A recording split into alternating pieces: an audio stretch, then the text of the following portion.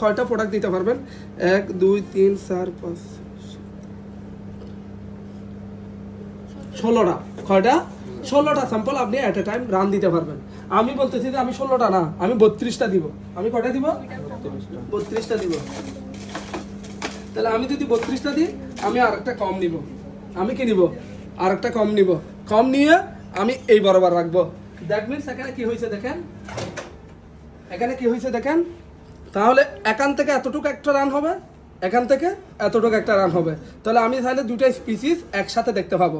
আর যদি আমি মনে করতেছি যে না আমার অনেক লম্বা একটা রান দিতে হবে, তখন আমি একটা মাত্র কম বসাবো। আমি একটা মাত্র কম বসাবো। ব্যাপারটা বুঝছেন? একদম সিম্পল। আপনার যদি অনেকগুলো স্যাম্পল আমার দরকার, পজিটিভ না নেগেটিভ, আমি একটু একটু করে রান দিব, তখন সেই ক্ষেত্রে আপনি কি করতে পারেন?